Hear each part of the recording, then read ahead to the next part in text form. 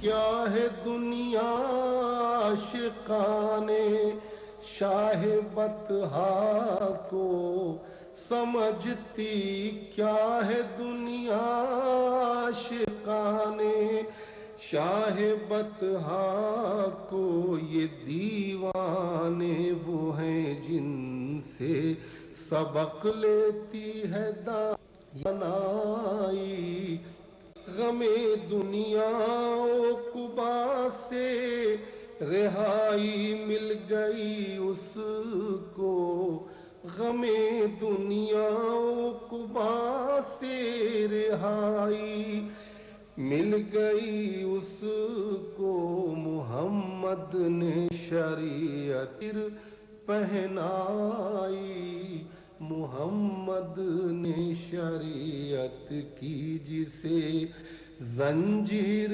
پہنائی۔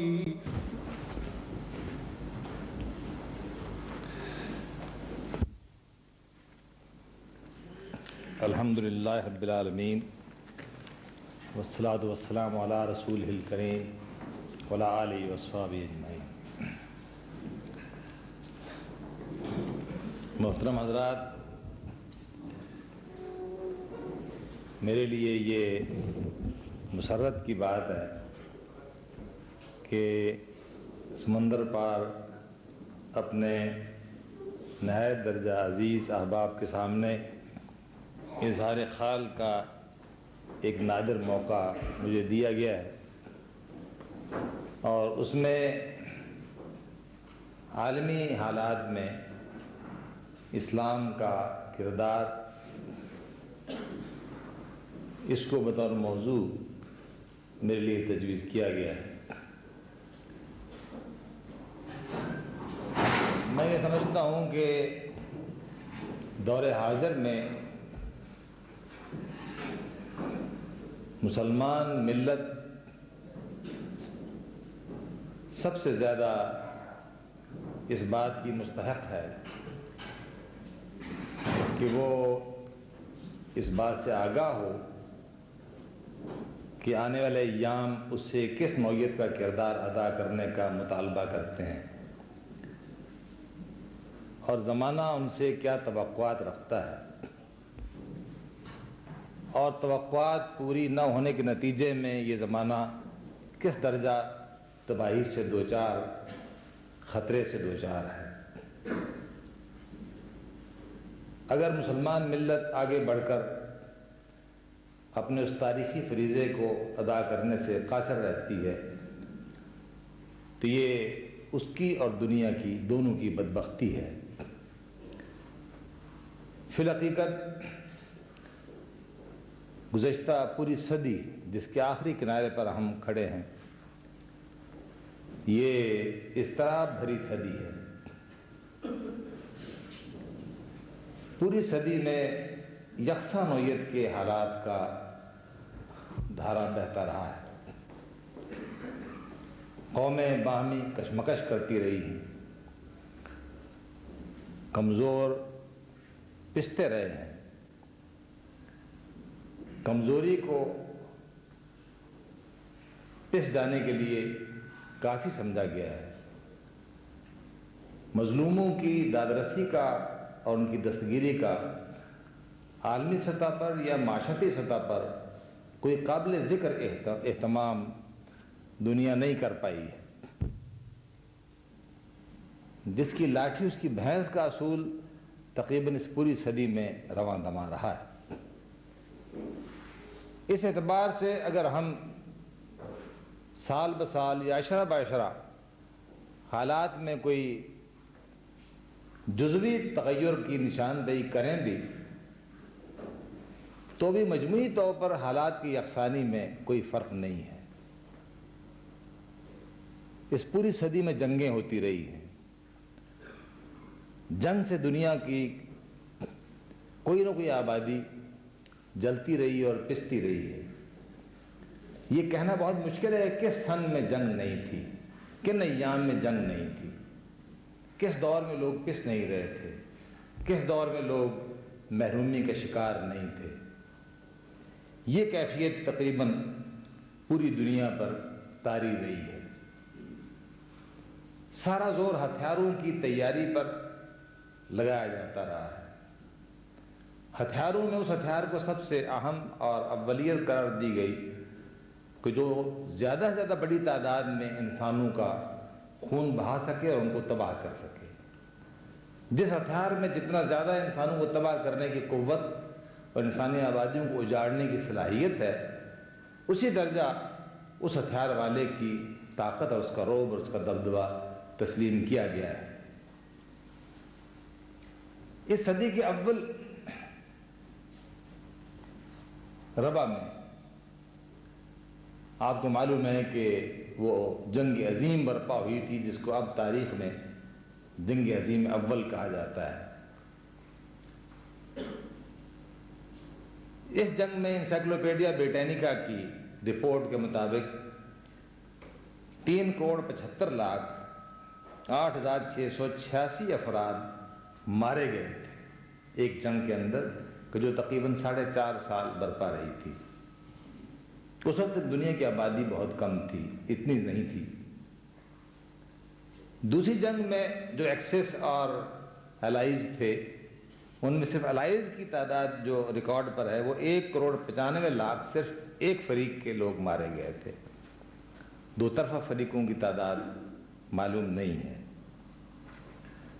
تنہا امریکہ خرچ، جو امریکہ کے بہت بعد میں جنگ میں شریک ہوا تھا اور بہت تھوڑے عرصے تک اس نے جنگ کی تھی، اس نے 380 ارب ڈالر، جو ڈالر کے کسی ملک میں 20-21 روپے کا ہوتا ہے اور کسی ملک میں 4-5 روپے کا ہوتا ہے، بہرحال وہ ایک مضبوط کرنسی کا سکہ ہے، وہ 350 ارب پاکستانی حساب سے تقریباً 100 سال تک پاکستان کا بجٹ بنتا رہے تو اتنی رقم کے برابر۔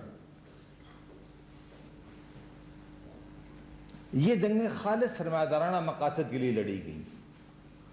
انسانیت کا دفاع، شرافت کی سربلندی، مظلوموں کی دستگیری، بیوگان اور یتیموں کی سرپرستی، ایسی کوئی مقصد بھی اس کے پیش نظر نہیں تھا۔ یہ نسلی اور قومی، اس صدی کے اندر قومی جنون بڑے پیمانے پر قوموں کے اندر گردش کرتا رہا ہے۔ قومی ریاستیں وجود میں آئی ہیں۔ قومی ریاستیں فساد کی جڑ ہوتی ہیں۔ ہر قوم اپنے مفادات کو، چاہے وہ ظالمانہ بھی کیوں نہ ہو، دوسرے لوگوں کے مقابلے میں، دوسروں کے مفادات کے مقابلے میں، چاہے وہ حق پر مبنی بھی کیوں نہ ہو، ہمیشہ ترجیح دیتی رہی ہے۔ اس میں کوئی کرائٹیریا نہیں، کوئی اصول نہیں ہے، کوئی پیمانہ اور میزان نہیں ہے کہ تول کر دیکھا جا سکے کہ کون حق پر ہے اور کون نا حق پر ہے۔ میری قوم حق پر ہے، میرا جھنڈا حق پر ہے، میں حق پر ہوں، بس یہی ایک نعرہ ہوتا ہے۔ اور ظاہر ہے کہ یہی بات اس کے مد مقابل والا بھی کہہ رہا ہوتا ہے، اور اس کے بعد جنگ کے سوا اور دوسرا کوئی راستہ نہیں ہوتا، اور اس بنا پر کثرت سے جنگیں ہوئی ہیں۔ اس سرمایدارانہ جنگوں کے اندر جو قومیں مبتلا ہوئی ہیں، اس سرمایدارانہ نظام نے ان قوموں کو چند نہایت درجہ برے خسائل سے دوچار کیا ہے۔ تمام سرمایہ دار ریاستوں کے اندر الحاد بڑے پیمانے پر پرورش پاتا رہا ہے۔ الحاد یعنی خدا کی نفی یا خدا سے بے تعلقی، جس کو سیکولرزم کہا جاتا ہے۔ سیکولرزم خدا سے بے تعلق کر دیتا ہے یا خدا سے بے نیاز کر دیتا ہے، اس میں اس کا انکار بھی شامل ہوتا ہے، بے تعلقی بھی شامل ہوتی ہے۔ یہ بطور فیشن بھی چلا اور بطور دلیل بھی چلا اور بطور عقیدے بھی چلا، اور بڑے پیمانے پر تمام قوم پرست ریاستوں میں یہ بطور رواج اور فیشن کے جاری ہو گیا، اور اس پر فخر کیا گیا، اس ایسی احمقانہ بات پر کہ کس کی زمین پر رہتے ہیں، کس کے آسمان تلے رہتے ہیں، کس کی بارش کے اندر نہاتے ہیں، کس کے اگائے ہوئے اناج سے استفادہ کرتے ہیں، ان باتوں سے بے تعلق ہو کر کے ایسی احمقانہ بات پر فخر کیا جاتا رہا اور کیا جاتا رہا ہے اور اب تک کیا جا رہا ہے۔ فحاشی، انسانیت حیوانات سے الگ اگر کوئی امتیاز رکھتی ہے تو بہت سے امتیازات کے ساتھ ایک یہ بھی امتیاز رکھتی ہے کہ وہ اپنے جنسی معاملات کے اندر ایک معیار رکھتی ہے، ایک رکھ رکھاؤ رکھتی ہے، اور اس کو معلوم ہے کہ اس کی قدریں کیا ہیں، اس کے پیمانے کیا ہیں اور اس کی حدود کیا ہیں۔ لیکن اس تہذیب نے جو سرمایہ داری پر مبنی تھی، اس نے عالمی سطح پر فحاشی کو نہ صرف یہ کہ جنم دیا بلکہ پروپیگیٹ کیا اور پھیلایا اور اس کی توسیع کی اور جارحیت کے ساتھ اس کو پھیلانے کی ہمہ پہلو کوششیں کی۔ ان کے اخبارات، ان کے رسائل، ان کی ٹی وی، ان کے ریڈیو، ان کے نشر و اشاعت کے جملہ ذرائع اس کام پر صرف ہوتے رہے، اور اس میں فخر محسوس کیا جاتا رہا کہ یہ ہمارا کلچر ہے۔ کلچر کے نام پر فحاشی کو بے انتہا بڑے پیمانے پر، جب میں نہیں سمجھتا ہوں کہ انسانیت کسی دور کے اندر بھی، چاہے وہ قوم لوط کا دور بھی کیوں نہ ہو، کسی دور کے اندر بھی اتنے بڑے پیمانے پر فحاشی کو پھیلایا گیا ہو کہ جتنا اس سیکولرزم کی ماری ہوئی قوم پرستانہ ریاستوں نے اپنے ہاں اس کو پھیلایا ہے۔ اور اس کے بعد طبقات ہیں،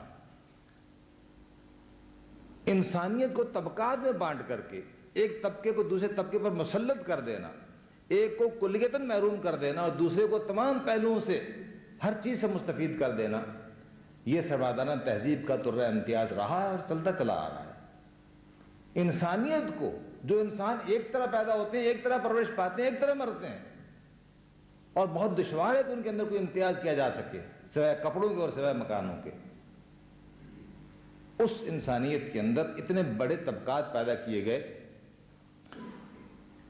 کہ جو فطرت کی سطح پر ہم نہیں دیکھتے کہ فطرت کے تحت پیدا ہونے والے حیوانات اتنا امتیاز باہمی کرتے ہیں، یا کوئی امتیاز بھی کرتے ہیں جتنا امتیاز انسانوں نے باہمی کرنا شروع کر دیا۔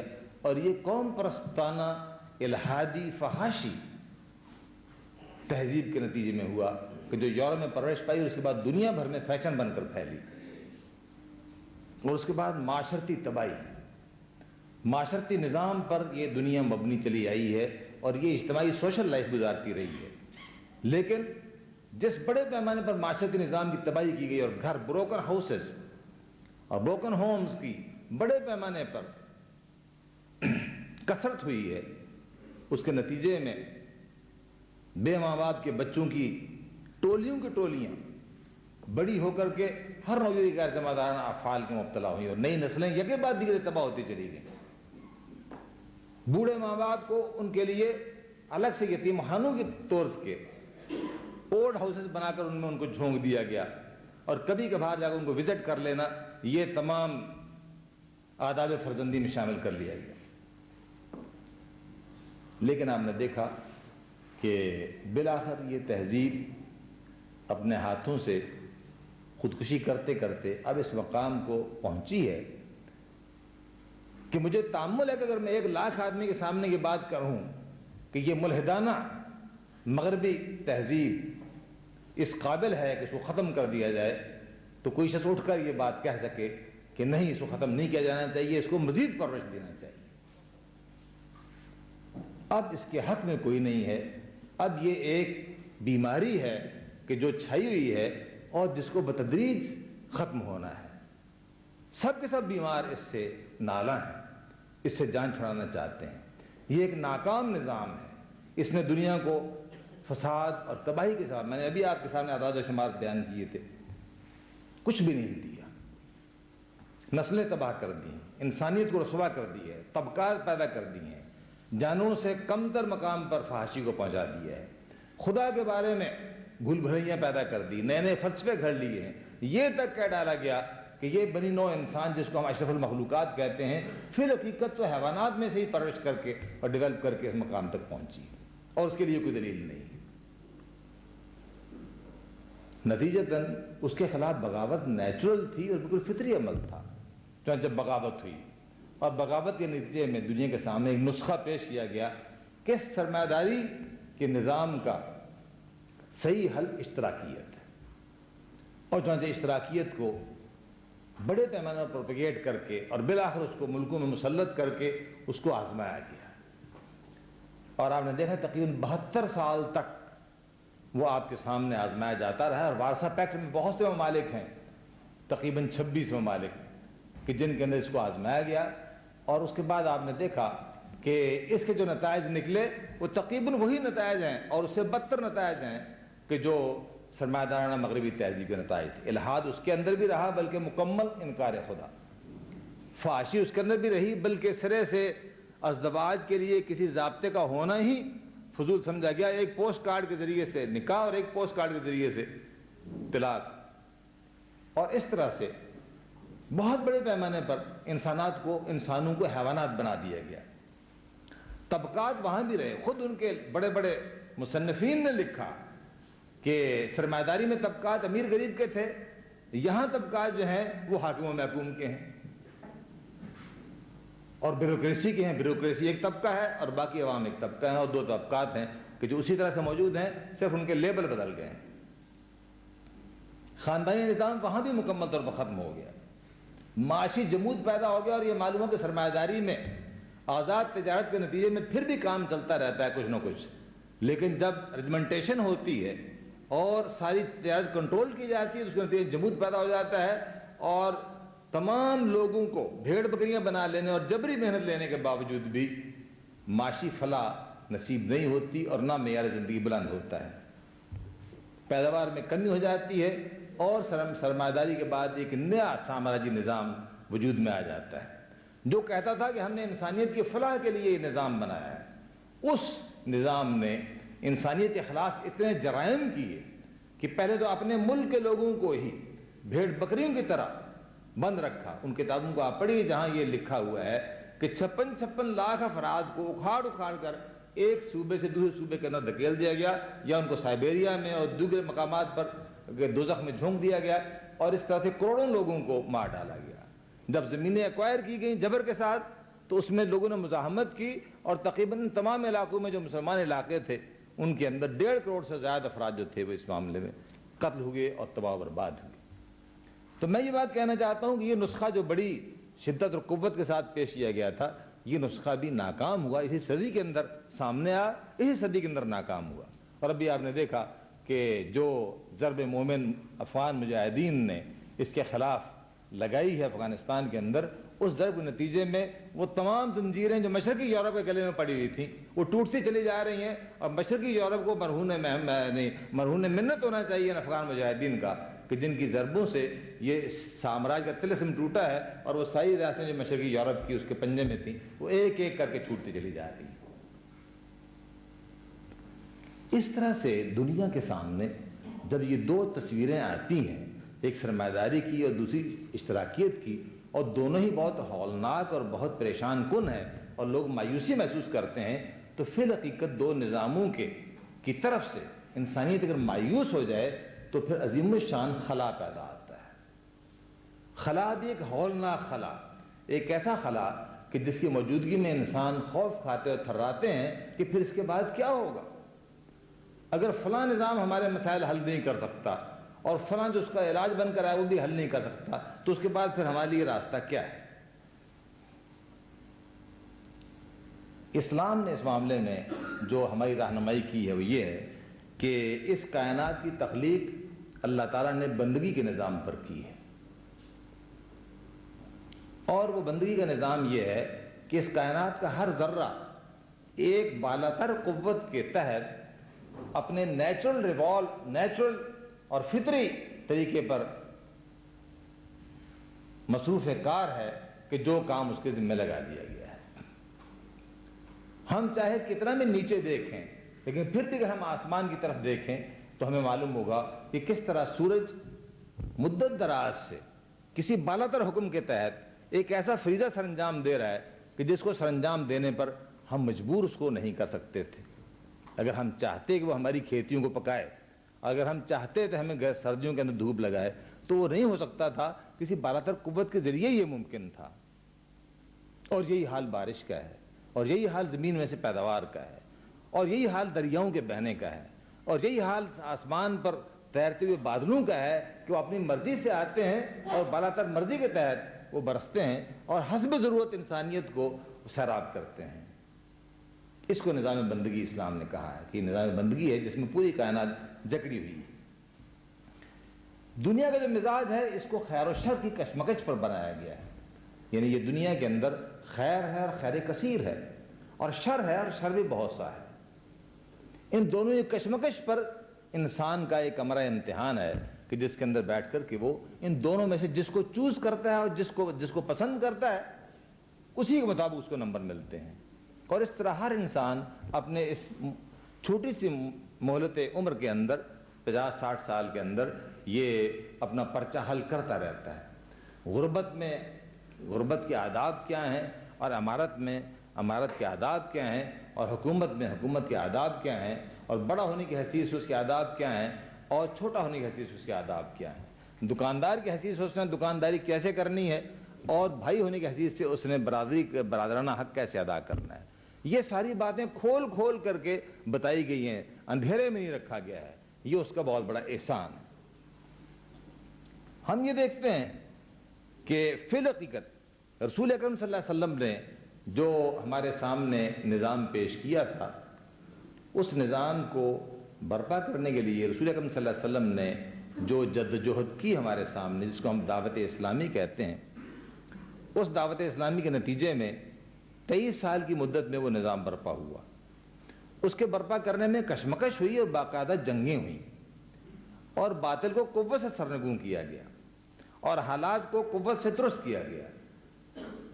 اس سلسلے میں ہم دیکھتے ہیں کہ کوئی طاقت باہر سے امپورٹ نہیں کی گئی, کوئی اسلحہ کسی روم سے یا ایران سے حاصل نہیں کیا گیا, کسی نوعیت کی کوئی امداد باہر سے حاصل نہیں کی گئی. ان کو ایک کتاب ہدایت دی گئی اور وہی کتاب ہدایت ان کی قوت کا سرچشمہ اور منبع ثابت ہوئی. اس کتاب کے زور سے پہلے تو وہ نہیں تھی, اور جب وہ نہیں تھی تو جو نبی بنائے گئے وہ بھی انہی بستیوں میں پہلے رہتے تھے, بہت اعلیٰ درجے کی انسانیت کے حامل تھے, بہت بڑے صادق تھے, بہت بڑے امین تھے, انہی بستیوں میں رہتے تھے, لیکن بس ایک پرامن شہری تھے. لیکن جب ان پر وہ کتاب نازل ہوئی تو وہ کتاب اتنا عظیم الشان سرچشمہ قوت ثابت ہوئی کہ اس کے نتیجے میں افراد جمع ہوئے, ان کی تربیت ہوئی, ان کا اجتماع ہوا, ان کی ٹریننگ ہوئی, ان کے اندر نظم پیدا ہوا, انہوں نے مل کر کے جماعتی حیثیت میں کشمکش اور جدوجہد کی, اور اس کے بعد اس کتاب کی مدد سے ہی وہ اس قابل ہوئے کہ ایک نظام کو وضع کریں, ایک معاشی نظام, ایک سیاسی نظام, ایک اخلاقی نظام, ایک معاشرتی نظام, ایک اجتماعی نظام, ایک انفرادی تربیت کا نظام, اور اس کے ذریعے سے وہ ایک سوسائٹی وجود میں لے آئے. اور ہم نے دیکھا کہ وہ تمام قوتیں جو ان کے مقابل میں تھی ایک ایک کر کے سرنگوں ہوتی چلی گئیں, اور اس کتاب کی قوت سے ایک ایسا نظام برپا ہوا کہ جس نے حیرتناک قسم کا نتیجہ برآمد کیا. حیرتناک یہ ہے کہ پھر میں چیلنج کرتا ہوں اس بات کو کہ میں پوچھتا ہوں کہ کوئی ہے جو اٹھ کر یہ بات کہے کہ خلفائے راشدین کے زمانے میں, نبی صلی اللہ علیہ وسلم کے زمانے میں, کہ جو 30 سال پر مبنی ہے, 30 سال پر ہی کیوں مبنی ہے یہ الگ بحث ہے, لیکن میں کہتا ہوں وہ خلفائے راشدین کا دور جو 30 سال پر مبنی ہے, اس کے بارے میں کسی کو شکایت ہو, کچھ کہنا ہو تو اٹھ کر اس بات کو کہے. میں نے کفار کو دیکھا اس بات کا اعتراف کرتے. آپ حیران ہوں گے کہ تقسیم سے قبل میں دہلی میں تھا, اور دہلی میں امپیریل سیکریٹریٹ کے اندر تھا. میرے ساتھ سکھ بھی تھے اور ہندو بھی تھے. ہم ان کے سامنے بیان کرتے تھے کہ پاکستان ہم کیوں بنانا چاہتے ہیں. اس پاکستان کے اندر ہم خلافت راشدہ کا سا نظام جاری کرنا چاہتے ہیں. وہ پوچھتے ہیں خلافت راشدہ کیا ہوتی ہے, اور پھر ہم وضاحت کرتے ہیں خلافت راشدہ یہ ہوتی ہے. میں آپ کو اس کے ورڈ کوٹ کرنا چاہتا ہوں اس سردار لال سنگھ کے, کہ جو اس نے مجھ سے کہا, میرا کلیگ تھا. اس نے کہا گیلانی صاحب جس نظام کا آپ تذکرہ کرتے ہیں فی الحقیقت پاکستان میں اگر وہ نظام ہوا تو سردار لال سنگھ سر کے بل چل کر کے آئے گا, اپنی داڑھی سے اپنے کیس سے لاہور کی سڑکوں پر جھاڑو دینا اپنے لیے فخر محسوس کرے گا اگر یہ نظام آپ قائم کر دیں گے. تو میں یہ کہتا ہوں کہ وہ نظام رسول اکرم صلی اللہ علیہ وسلم نے اور ان کے صحابہ کرام نے قائم کیا.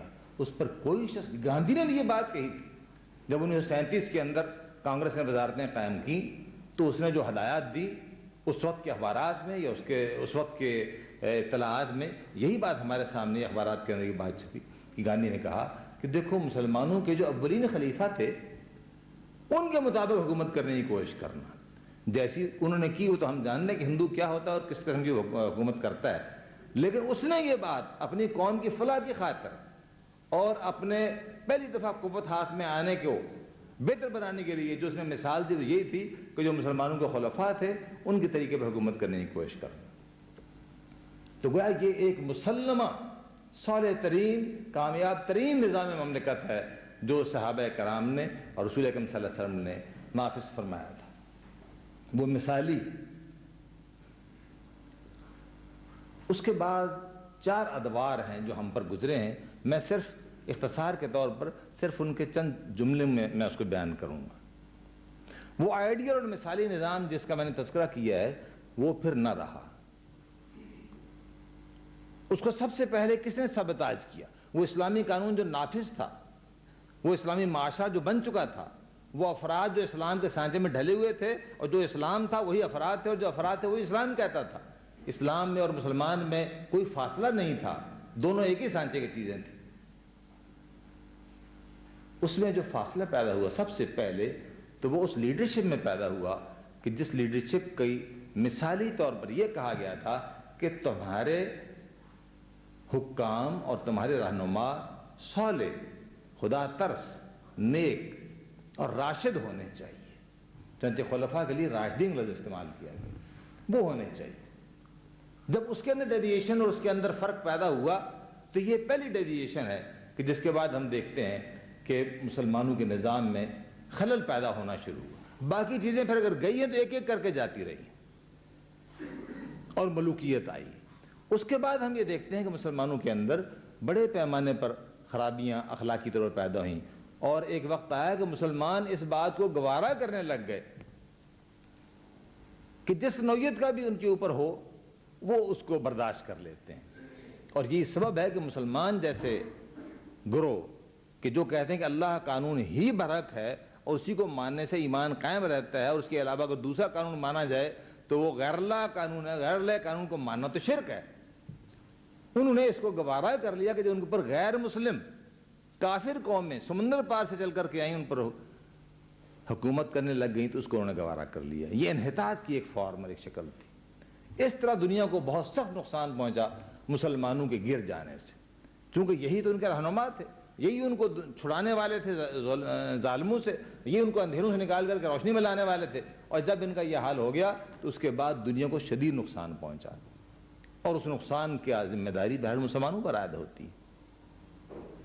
اس طرح ہم نے صدیاں گزاری ہیں، اور میں یہ سمجھتا ہوں کہ یہ صدی بھی اس انداز کی گزری ہے کہ جس میں سب سے زیادہ مظالم مسلمانوں کے خلاف ہوئے ہیں. جس طرح سونے والوں کو آواز دے کر جگانا پڑتا ہے، اگر آواز سے وہ نہ جاگے تو ہلانا پڑتا ہے، اگر ہلانے پر بھی نہ اٹھے تو جھنجھوڑنا پڑتا ہے. تو قدرت نے مسلمانوں کو جھنجھوڑ کر کے جگانے کا فیصلہ کیا، اور اس کے نتیجے میں ہم نے دیکھا کہ پوری صدی اس انداز میں گزری ہے کہ جا بجا مسلمانوں پر بالخصوص یکے بعد دیگرے اتنے مظالم ہوئے کہ تقریباً دنیا میں مہاجرین کی، جو اس وقت بھی کئی کروڑ سے زائد مہاجرین ہیں جو اپنے گھروں سے نکلے ہوئے ہیں، ان میں 80% تعداد مسلمانوں کی ہے. اس وقت دنیا میں مہاجرین جو رجسٹرڈ مہاجرین ہیں ان میں 80% تعداد مسلمانوں کی، 20% باقی تمام قوموں کے ہیں. اور اس سے معلوم ہوتا ہے قدرت کا یہ منشا ہے کہ جھنجھوڑا جائے، ہلایا جائے، اور اس کے بعد ان کو جگایا جائے. اب ہم دیکھتے ہیں کہ آنے والے ایام کے اندر مسلمانوں میں جو بیداری کے اثرات ہیں ان میں سب سے پہلا اثر یہ ہے کہ ایک تو ان کی نسل نو کے اندر اسلام سے وابستگی اور شائستگی کا ایک لہر ہے جو ان کے اندر پیدا ہوئی ہے. نوجوانوں کے اندر بالخصوص میں تو اس کو بطور خاص دیکھتا ہوں کہ نوجوانوں میں اسلام کے ساتھ وابستگی بڑھتی چلی جا رہی ہے. ایسے سیمپل آپ مجھے نہ دیں کہ فلاں اور فلاں اور فلاں، لیکن میں کہتا ہوں مجموعی طور پر ویسی تو مجموعی نوجوانوں کے اندر ایک اسلام سے وابستگی، اپنے تشخص کے اوپر اصرار اور اپنی ملت کے ساتھ وابستگی، یہ چیزیں جو ہیں یہ ہمارے نوجوانوں میں تدریجاً پیدا ہوئی. اگرچہ دنیا کی قومیں اس کو بگاڑنے پر زور لگا رہی ہیں، خود ہمارے اندر آ کر کے بھی بگاڑنے کی کوشش کرتی ہیں، لیکن کوئی شک نہیں ہے کہ نوجوانوں کی بڑی تعداد راہ راست پر آنے کے لیے مفادات کی جنگیں تھیں، اب راہ راست کی تلاش میں. دوسری بات جو ہے وہ یہ ہے کہ مسلمانوں نے بالآخر جا بجا مزاحمت کرنی شروع کر دی ہے. چنانچہ آپ کو معلوم ہے کہ فلسطین میں امریکہ اور دیگر قوتوں، برطانیہ والی قوتوں کے مقابلے کے نتیجے میں فلسطین کے علاقے کو چھین کر اس کا نام بدل کر کے یہودیوں کے حوالے کرنے کی جو کارروائی اس صدی کے 50 سال پہلے ہوئی تھی، اس کارروائی کی مزاحمت کے لیے باقاعدہ ایک قوت موجود ہے. اور آپ نے دیکھا گزشتہ 2-2.5 سال سے نہتے انتفاضہ کی تحریک چلا رہے ہیں. نہتے مسلمان غزہ کے علاقے میں وہ تحریک چلا رہے ہیں کہ جو فی الحقیقت ایک آزادی اور حریت کی تحریک ہے. اب تو خیر اس کا ٹیلی ویژن پر اور اخباروں پر خبریں آنی بند ہوئی، لیکن آغاز میں آپ کو معلوم ہے اور اسی طرح چل رہی. اور آپ دیکھیں کہ ایک وقت ایسا آئے گا کہ جب ان کے اندر یہ مزاحمت کرتے کرتے اتنی قوت مزاحمت پیدا ہو جائے گی کہ بالآخر وہ اپنے مد مقابل پر غلبہ حاصل کر لیں گے. یہی کیفیت ہم نے دیکھا کہ اور دیگر مقامات پر بھی ہے. مثلا 9-10 سال پہلے افغانستان پر اسی سامراجی قوت نے کہ جس نے اور بہت سے ملکوں کو اپنے قبضے میں کیا ہوا تھا اور اس کو بالکل ایک راستے کا کانٹا سمجھتے ہوئے اس پر اس نے حملہ کیا. اور آپ نے دیکھا کہ 10 سال کی شدید مزاحمت نہتے مسلمان افغان کہ جن کے پاس نہ اسلحہ تھا، نہ راشن تھا، نہ لباس تھا، نہ موسم کے مطابق ان کے پاس اور کوئی شے تھی، انہوں نے مزاحمت کرنی شروع کی. اور مزاحمت اس مقام تک کامیابی کے ساتھ پہنچا دی کہ اس کے بعد امریکہ جیسا ملک بھی یہ محسوس کرنے لگا کہ اس جیتی ہوئی بازی میں ہم بھی تھوڑا سا حصہ ڈال کر کے روس کے مقابلے میں جیتے ہوئے فریق کے ساتھی بن جائیں تو یہ بڑے فخر کی بات ہے. اور چنانچہ اس نے اس میں اپنا حصہ لگانے کی کوشش کی، لیکن وہ حصہ اصل چیز نہیں ہے. اصل تو ان مجاہدین کا قوت ہے کہ جنہوں نے بالآخر روس کو مجبور کر دیا کہ وہ اس جگہ سے واپس چلا گیا اور اس نے توبہ کر لی. اور میں سمجھتا ہوں کہ اس کا واپسی آخری واپسی، اب کبھی بھی روس کو اس سمت میں آنے کی کبھی ضرورت نہ ہوگی. ولی خان صاحب کے زیاد بکر جو بھی شور مچاتے رہیں اور یہ بات کہتے رہیں کہ تورخم سے سرخ سیلاب آ رہا ہے، اب یہ سرخ سیلاب کبھی بھی اس سمت نہیں آ سکتا ہے. اور افغانستان کے مجاہدین نے ایک مثالی کردار ادا کیا ہے. اس سے قبل ایران جیسے ملک میں کہ جس کو صرف ماتم آتا تھا، اس نے اپنے ہاں اس جبر کو کہ جو امریکہ کی طرف سے ان پر مسلسل چلا آ رہا تھا اس کو ہٹا کر کے اپنی مرضی کی شورائی حکومت قائم کی. اور اب وہ ایک آزاد ملک ہے اپنے طور پر، جس طرح وہ چاہیں اپنا نظام بنا سکتے ہیں، جس طرح وہ چاہیں اپنے قانون بنا سکتے ہیں. لیکن اب وہ آزاد ہیں، ان پر کوئی اوپر کی CIA کی مرضی مسلط نہیں ہے. یہ بھی ایک بہت بڑا انقلابی اقدام ہے کہ جو ہوا ہے. یہ وہ ملک ہیں جو بہت پسماندہ تھے، بہت زیادہ دبے ہوئے تھے اور بہت زیادہ بے سہارا تھے، اور ان کی کوئی حیثیت نہیں. ان کی آزادیاں یعنی نصف سے بھی کم رہ گئی تھی. اسی طرح سے آپ کو معلوم برما کے اندر مسلمان اراکین کے علاقے کے اندر مزاحمت کر رہے ہیں. فلپائن کے اندر مسلمان ایک نیا پاکستان بنانے کے لیے کوشش کر رہے ہیں. اور آپ کے لیے یہ تو حیران کن مسرت کی بات ہے کہ کشمیر کے جو گزشتہ 42 سال سے ایک ایسا آتش فشاں تھا جو مردہ تھا اور کوئی توقع نہیں تھی کہ اس کے اندر بیداری پیدا، اس میں حرارت پیدا ہو. آپ نے دیکھا ہے گزشتہ کچھ دنوں سے وہاں مقامی سطح پر کوئی خارجی امداد اور کوئی خارجی انسٹیگیشن نہیں ہے. خالص مقامی سطح پر ان 60-70 لاکھ مسلمانوں نے یہ محسوس کیا کہ آزادی یا موت، اور آزادی کے لیے اٹھ کھڑے ہوئے. اور آپ نے دیکھا کہ وہ قوت کے جو اس کو اٹوٹ انگ کے نام سے مدت دراز سے دبائے ہوئے تھی، اب وہ بے چارگی محسوس کر رہی ہے. اور ایک دن آپ سن لیں گے کہ پاکستان چاہے اس کو مدد دے نہ دے، وہ اپنی قسمت کو اپنے ہاتھ میں لیتے ہوئے خود آزاد ہوں گے. یہ چیز جو ہے یہ فی الحقیقت آپ کے سامنے اس تصویر کو رکھتی ہے کہ مسلمان قوم اس صدی کے آخر میں پہنچ کر کے جس طرح بیداری کی صورتحال سے دوچار ہے، کہیں اٹھ رہی ہے، کہیں ہل رہی ہے، کہیں اٹھ کر بیٹھ گئی ہے، کہیں اس نے جدوجہد شروع کر دی ہے. یہ بیداری کے اثرات دنیا کی کسی قوم کے اندر بھی نہیں ہیں جتنے بیداری کے اثرات مسلمان قوم کے اندر موجود ہیں. مسلمان قوم کے پاس ایک ایسا نظام حیات ہے کہ فی الحقیقت فطری طور پر وہ تنہا نظام حیات ہے جو انسانوں کے لیے عالمی سطح پر رہنمائی کا باعث بن سکتا ہے. جتنے قومی نظام لوگوں نے بنائے ہیں وہ طبقاتی نظام ہے. ایک طبقے کو خوش کرتے ہیں، دوسرے طبقے کو کچل دیتے ہیں. ایک علاقے کے لوگوں کو خوش کرتے ہیں، دوسرے علاقے کے لوگوں کے خلاف ظالمانہ کارروائیاں کرتے ہیں. ایک زبان والوں کو مطمئن کرتے ہیں، دوسری زبان والوں کے خلاف ہوتے ہیں. جہاں بھی لسانی، علاقائی اور جغرافیائی سطح کے اوپر جدوجہد کی جاتی ہے اس سے انسان کو کوئی فائدہ نہیں پہنچتا. اس سے انسان مجروح ہوتا ہے. انسان عالمی سطح کا باشندہ ہے، اس دنیا کا باشندہ ہے، اور اس دنیا کی حقیقی باشندے وہ مسلمان ملت ہے کہ جس کے پاس عالمی اصول ہے. میں یہ سمجھتا ہوں کہ اس سلسلے میں علامہ اقبال نے جو چند باتیں بیان کی ہیں، میں صرف چاہتا ہوں کہ اس کو تھوڑا سا میں آپ کے سامنے تذکرہ کروں. علامہ اقبال جنوری 30 میں ایک ریڈیائی پیغام میں کہتے ہیں، ایسا معلوم ہوتا ہے کہ زمین پر ایک حشر برپا ہے جہاں انسانی ہمدردی اور رفاقت انسانی اور مساوات کی کوئی آواز دور دور تک سننے میں نہیں آتی. یہ 1930 میں کہہ رہے ہیں اور میں آپ کو 1990 میں سنا رہا ہوں. جب تک اس نام نہاد قومیت پرستی اور قابل نفرت ملوکیت کے ٹکڑے ٹکڑے نہیں اڑ جاتے اور لوگ اپنے عمل سے ثابت نہیں کر دیتے کہ ساری دنیا خدا کا کنبہ ہے، جب تک نسل و رنگ اور جغرافیائی قومیتوں کا خاتمہ نہیں ہو جاتا، آزادی، اخوت اور مساوات کا حسین خواب کبھی پورا نہیں ہو سکتا. آج نظام عالم ایک نئی تشکیل کا محتاج ہے. فاشزم، کمیونزم اور زمانہ حال کے دوسرے تمام ازم دنیا کا کوئی حل پیش نہیں کر سکتے. یہ علامہ اقبال جیسے فلاسفر کی رائے ہے کہ جس کا بہت گہرا علم تھا اور جس نے عالمی سطح پر تمام قوموں کے حالات پر بہت سوچ بچا کرنے کے بعد ایک رائے قائم کی تھی، اور جس کے خواب کو ہی آج ہم پاکستان کہتے ہیں. اسی طرح سے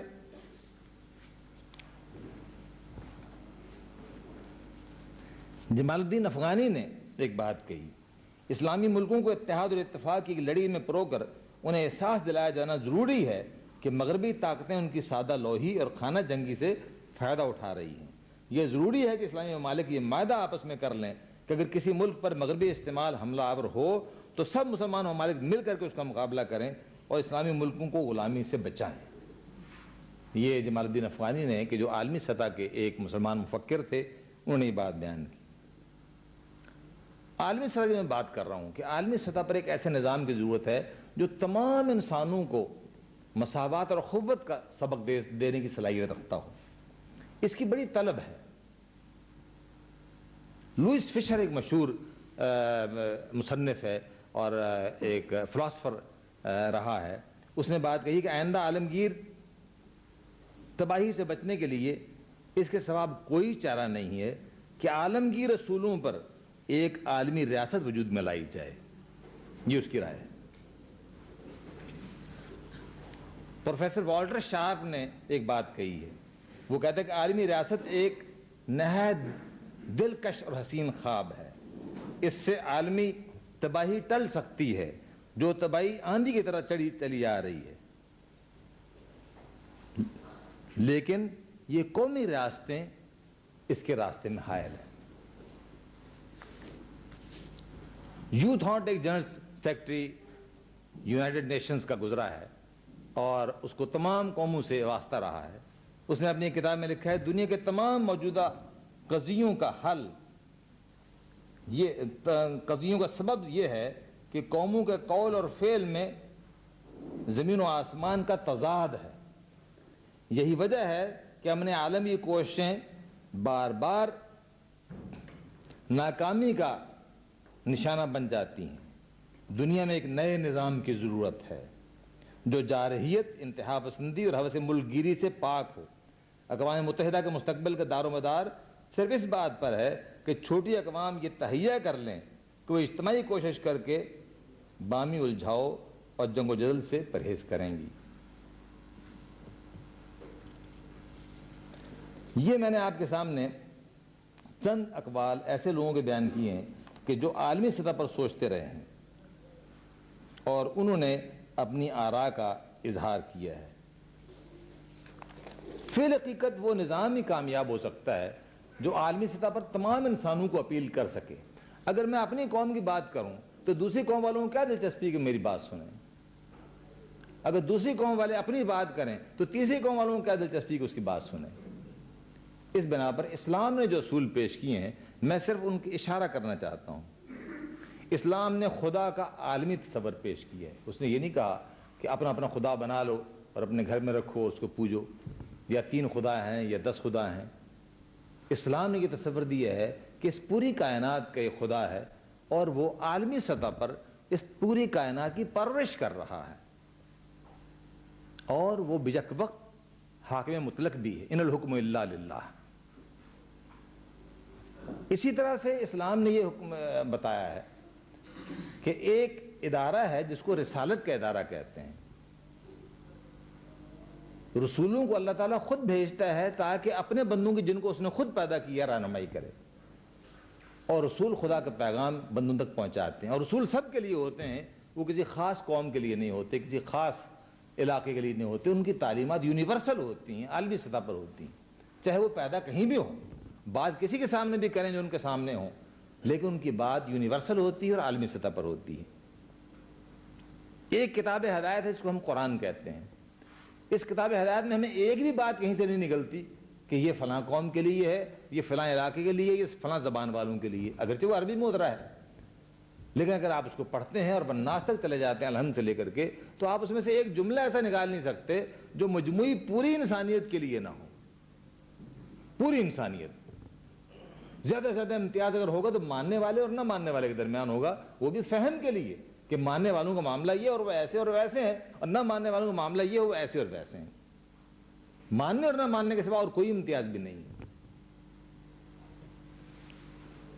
اسی طرح سے اسلام کا یہ اصول کہ تمام خلق خدا ایک ماں باپ کی اولاد ہے، اور ایک ماں باپ کی اولاد آپس میں بھائی بہن ہوتے ہیں، ان میں امتیاز کوئی نہیں ہوتا، ان میں کوئی بڑا چھوٹا نہیں ہوتا، ان میں خون کا فرق نہیں ہوتا، ان میں نسل کا فرق نہیں ہوتا، ایک ہی نسل ہوتی ہے۔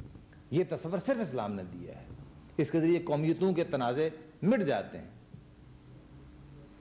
پھر یہ کہا کہ انسان خدا کا خلیفہ ہے، انی جاعل فی الارض خلیفہ۔ انسان معمولی ہستی نہیں ہے، بلکہ خدا کے بعد اس زمین پر اس کا خلیفہ ہے۔ یہ وہ بلند مقام ہے کہ جس کے بعد انسان ذمہ دار بن جاتا ہے، پروقار بن جاتا ہے، حوصلہ مند ہو جاتا ہے، خدا ترس ہو جاتا ہے، چھوٹوں پر رحم کرنے لگ جاتا ہے، بڑوں کا ادب کرنے لگ جاتا ہے، مظلوموں کی دستگیری کرنے لگ جاتا ہے۔ وہ تمام صفات آ جاتی ہیں جو خدا کے خلیفہ ہونے میں اس میں پیدا ہونی چاہیے۔ پھر یہ بات کہ خدا کے قوانین غیر نسلی ہیں اور غیر قومی ہیں، اصولی قوانین ہیں۔ آپ کو معلوم ہے نبی صلی اللہ علیہ وسلم نے کیا فرمایا تھا؟ ایک خاتون کسی ایک قبیلے کی پکڑی ہوئی آئی اور اس سے چوری کا جرم سرزد ہوا تھا، اور پھر سفارش آئی، جیسے کہ ہمارے معاشرے کے بگاڑ کے نتیجے میں سفارش بھی بہت بڑے پیمانے پر چل پڑی ہے، تو سفارش اس وقت بھی آئی اور اچھی سفارش کا حضور نے حکم بھی دیا تھا، لیکن وہ سفارش اچھی نہیں تھی کہ یہ بڑے معزز خاندان کی ہے اور قبیلہ بدنام ہو جائے گا، آپ اس کو چھوڑ دیجیے۔ قانون کے مساوات کا عالم یہ ہے، میں 3 سال تک ممبر تھا، مجھے معلوم ہے کہ پاکستان میں تقریباً 400 افراد ایسے ہیں کہ جن کو پولیس ڈائریکٹ گرفتار نہیں کر سکتی، وہ گرفتاری سے ایگزمپٹڈ ہیں۔ قانون کی مساوات کا یہ عالم ہے، اور یہ تقریباً تمام مہذب کہلانے والے معاشروں کے اندر یہ چیز پائی جاتی ہے، یورپ کے اندر بھی، امریکہ کے اندر بھی۔ کوئی پولیس بھی جا کر کے فوری طور پر وہاں کے صدر کو گرفتار نہیں کر سکتی، چاہے ان کے پاس جرم کے ثبوت موجود۔ نبی صلی اللہ علیہ وسلم نے فرمایا تم فاطمہ بنی مخزوم کی بات کرتے ہو، اگر محمد صلی اللہ علیہ وسلم کی بیٹی فاطمہ نے جرم کیا ہوتا تو میں اللہ کا رسول اس کا ہاتھ بھی کاٹ دیتا۔ قانون کی مساوات کی یہ مثال ہے کہ جو مثال آج تک کسی دنیا کے نظام نے اور کسی ریاست نے اور کسی بڑے سے بڑے نوشیروان کے عدل نے یہ مثال آج تک پیش نہیں کی جو نبی صلی اللہ علیہ وسلم نے پیش کی، جو اسلام نے پیش کی۔ قانون میں برابری اور مساوات۔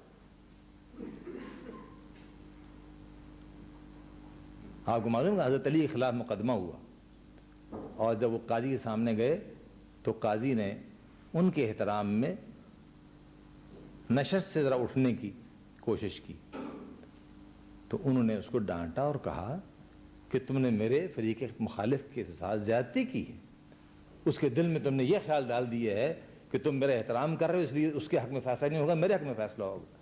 یہ حرکت کر کے تم نے اس کے دل کے اندر عدل کے بارے میں اشتباہ پیدا کر دیا۔ چنانچہ جہاں ان کا مدعی کھڑا تھا وہیں جا کر وہ کھڑے ہو گئے۔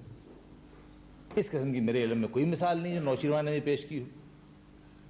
تو میں یہ کہتا ہوں قانون کے سامنے برابری اور مساوات کا اصول ہی دنیا کے تمام انسانوں کو مطمئن کر سکتا ہے اور ان کو ایک کنبہ بنا سکتا ہے. اور میں یہ عرض کر چکا ہوں کہ اسلام میں فضیلت کا معیار خدا ترسی، نیکی اور کردار ہے، نہ دولت ہے، نہ نسل ہے، اور نہ کوئی اور چیز ہے. یہی سبب ہے کہ ہم دیکھتے ہیں کہ خلفائے راشدین نبی صلی اللہ علیہ وسلم کے خاندان میں سے تو نہیں ہے. کوئی ایک خاندان سے ہے کہ دوسرے خاندان سے، کسی نہ کسی خاندان سے آتے ہیں. جس کے اندر مسلمان زیادہ تقوی اور خدا ترسی محسوس کرتے ہیں دوسروں کے مقابلے میں، اس کو مسلمان آگے لے آتے ہیں. اسی طرح اقتصادیات کے اندر بھی اسلام نے جو اصول مقرر کیا ہے تو اس میں اصول کفالت ہے. یہ تنخواہ کا تصور کہ جو انگریز نے ہمیں آ کر دیا کہ جس میں اس کا امتیاز نہیں ہے تو اس سے اس وقت گزارا ہوتا ہے یا نہیں ہوتا ہے، بلکہ ایک تنخواہ مقرر کر دی ہے اس کی حیثیت کے مطابق، حالانکہ اس کی حیثیت اس کے منصب کے سبجیکٹ ٹو دیٹ نہیں ہے، اس کے ماتحت نہیں، اس کی انسانیت، اس کی ضرورت جو ہے اس کے منصب کے تحت نہیں ہے، لیکن وہ تنخواہ جو ہے اس کے منصب کے مطابق دی جاتی ہے. جب حضرت عمر فاروق کی ایک نہیں درجنوں مثالیں ہمارے سامنے موجود ہیں کہ کفالت ہونی چاہیے، ایک سب گزارا ہونا چاہیے. گزارا جو ہے وہ بنیادی چیز ہے.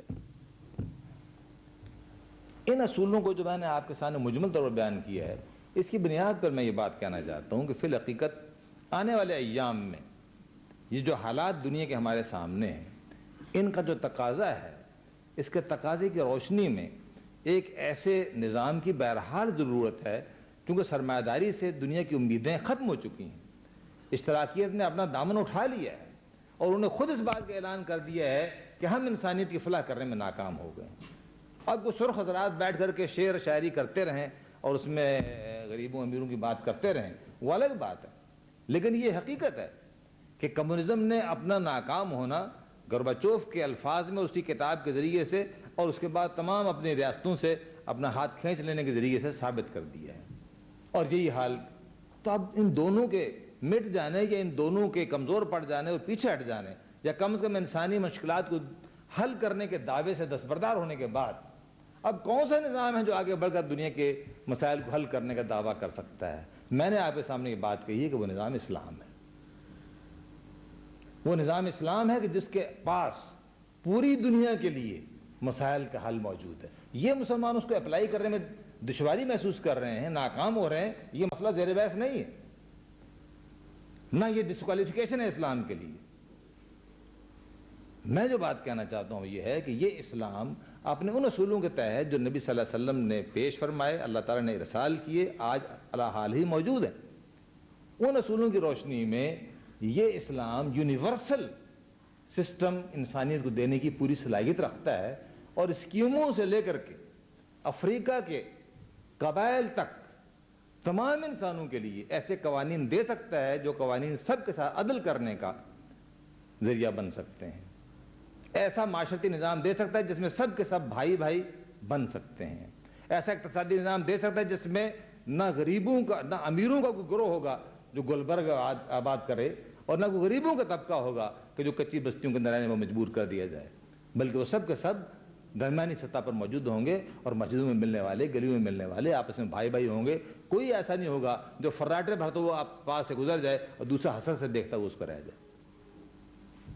اس لیے آنے والے ایام میں اس دنیا کو قدرت گھسیٹ کر کے اس طرف لیے چلی جا رہی ہے، زید چاہے یا نہ چاہے، اور بکر پسند کرے یا نہ پسند کرے، لیکن یہ حقیقت ہے کہ قدرت اس پورے دور کو گھسیٹ کر کے اس طرف لیے جا رہے ہیں کہ جب اسلام کے آگے گردن جھکائے بغیر انسانیت کے لیے کوئی چارہ نہ ہوگا. یہ واحد راستہ ہے کہ جس پہ انسانیت نے جانا ہے، یہی ایک راستہ ہے.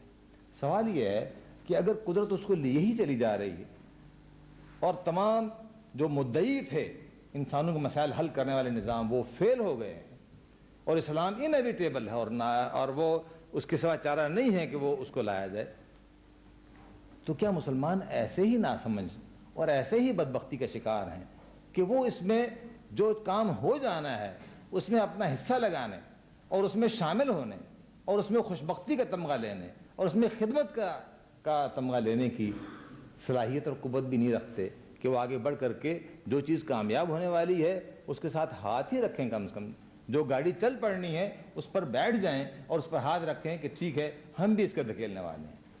میں سمجھتا ہوں کہ مسلمانوں کو سمجھنا چاہیے، زمانہ اب یہ بات صاف صاف کہہ رہا ہے کہ ان کے پاس اسلام کے سوا اب کوئی راستہ نہیں ہے۔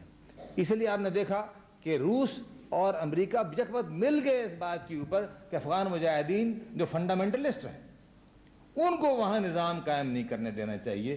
روس کا اور امریکہ کا مل جانا آپس میں کسی ایک ایشو پر، 1.5 کروڑ کی قوم ہے، 50 لاکھ اس میں سے ملک چھوڑ کر باہر جا چکے ہوئے ہیں، نہایت درجہ بے سر سامان ہے، کوئی ان کے پاس ایسا ذرائع نہیں جس کی بنیاد پر ہم کہہ سکیں کہ کل افغان اٹھیں گے اور پوری دنیا کو فتح کر لیں گے۔ اس کے باوجود امریکہ اپنے وعدے سے پھر گیا ہے اور روس اپنے انسانیت کے دعووں سے پھر گیا ہے، اور دونوں ملی بھگت کر کے افغانوں کی کامیابی کی مزاحمت کرنے پر مجبور ہو گئے ہیں۔ ایسا کیوں ہے؟ یہ تو صاف کھلی ہوئی بات ہے کہ وہ یہ محسوس کرتے ہیں کہ اسلام انیویٹیبل ہے اور ہم اسلام کے ساتھ چلنے والے نہیں ہیں، اس لیے جو غالب آنے والا ہے ہم حتی الوسع اس کے غلبے کو روکنے کی کوشش کریں۔ تو 2 سپر پاورز کہ جن کی سپر پن کا بھرم نکال دیا ہے، ایک کا افغانوں نے نکال دیا ہے اور دوسری کا ویتنام میں پہلے نکال دیا تھا، بعد میں ایران نے نکال دیا ہے۔ ان 2 سپر پاورز کی ذلت اور پسماندگی اور گھٹیا پن کا عالم یہ ہے کہ وہ ایک چھوٹی سی قوم کے اندر ان کی مرضی کا نظام، ایک مدعی ہے اس بات ہے کہ ہم جمہوریت کے لمبردار ہیں، اور جمہوریت کا لمبردار یہ ہے کہ ان کو اپنی مرضی کا نظام نافذ کرنے سے مزاحمت کر رہے ہیں اور کہتے ہیں جس کو تم نے نکال دیا تھا وہاں اس کو لا کر کے اسی کو تم اپنے ہاں اپنا بادشاہ بناؤ۔ جو کہتے ہیں ہم بادشاہ کے مخالف ہیں وہ اس کو لا کر بادشاہ بنانا چاہتے ہیں، یعنی اپنے اصولوں کو نکل کر کے، اپنے اصولوں سے پھر کر کے دونوں کا موقف وہ ہے جو دونوں کے اصولوں کے خلاف ہے۔ اس سے ثابت ہوا کہ یہ ایک ناکام نظام کے مدعی ہیں اور اب ان کا کوئی مستقبل بھی نہیں ہے۔ اس چیز نے ثابت کر دیا کہ ان کا اب روس اور امریکہ کوئی مستقبل نہیں ہے۔ یہ الگ بات ہے کہ اس کا دردناک مستقبل ہونے سے پہلے میں نہ ہوں اور زید اور بکر نہ ہوں، لیکن میں زمانے کی بات کرتا ہوں، اور زمانہ ایک طویل مدت کا نام ہو سکتا ہے اور وہ حاوی ہوتا ہے بہت سی مدت کے اوپر۔ میں نے صدی کی بات کی، میں کہتا ہوں آئندہ 15ویں صدی یقین اسلام کی صدی ہے۔ میں آپ کے سامنے یہ بات کہتا ہوں، نوجوان اس کو نوٹ کر رکھیں۔ ان مسلمان نوجوانوں نے پھر اسپین کو فتح کرنا ہے، پھر انہوں نے سندھ کو فتح کرنا ہے، پھر انہیں کفار ملکوں کو فتح کرنا ہے۔ وہ وقت دور نہیں، وہ وقت عنقریب آنے والا ہے انشاءاللہ۔ لیکن مسلمان قوم کا فرض ہے کہ اس موقع پر جبکہ پھل پکا ہوا ہے اور جھولی میں گرنے والا ہے تو کم سے کم جھولی تو اس کے نیچے کر دیں تاکہ وہ پھل ان کی اپنی جھولی میں گرے،